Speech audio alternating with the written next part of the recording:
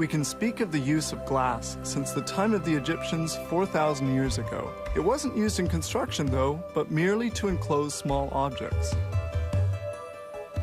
Later, the Romans became masters of glassmaking, with their methods being used up until the 18th century. By the end of the 19th century, glass was no longer just a luxury item, but became a construction material as common as steel and concrete.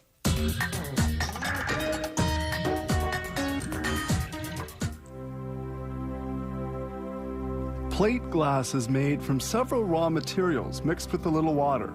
These materials are silica sand, soda ash, dolomite, limestone, nepheline syenite, and salt cake.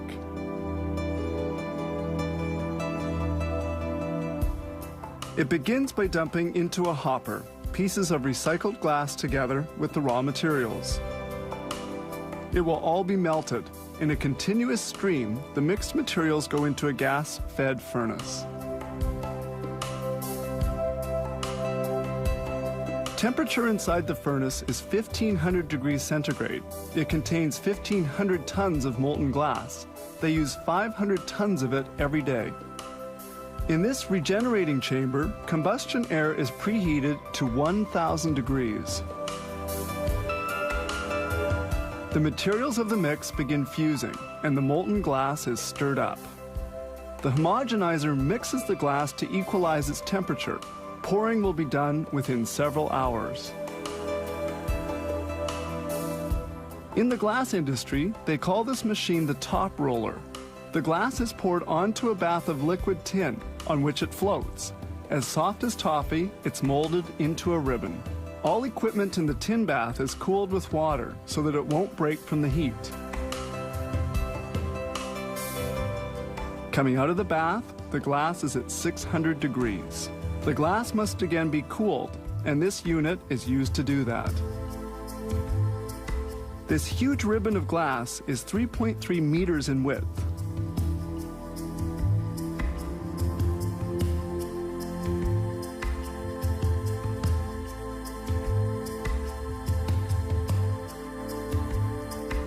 The ribbon of glass rolls gently on rollers, gradually cooling along the way.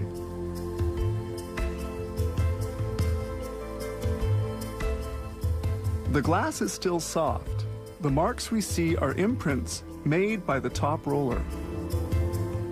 The glass must have a uniform thickness. This laser scanner measures its thickness to within 1/100th of a millimeter. The glass is now fairly hard. They proceed to cutting it. This ultra-hard tungsten carbide roller makes a longitudinal score before the glass can be cut.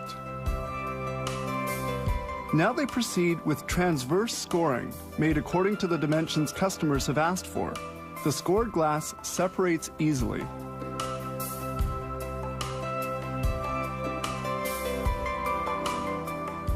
The glass strips are separated and continue along on the conveyor.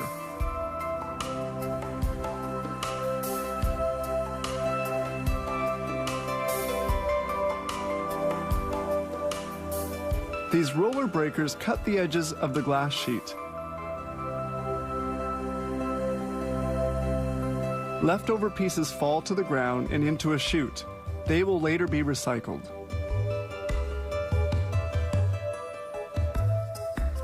These rubber-covered rollers convey the glass sheets to the inspection department. When they arrive for inspection, these immense glass sheets are handled with great care and are positioned upright.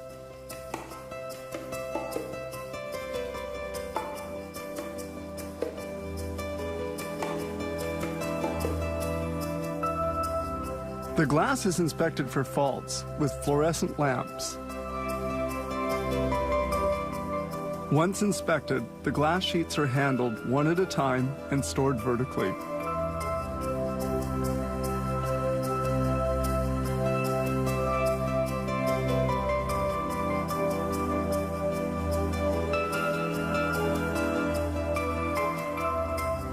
Making the glass took several days of work. It is now ready for delivery. Heat fusion has transformed solid ingredients into transparent glass. We can speak of the use of glass since the time of the Egyptians 4,000 years ago. It wasn't used in construction though, but merely to enclose small objects. Later, the Romans became masters of glassmaking, with their methods being used up until the 18th century. By the end of the 19th century, glass was no longer just a luxury item, but became a construction material as common as steel and concrete.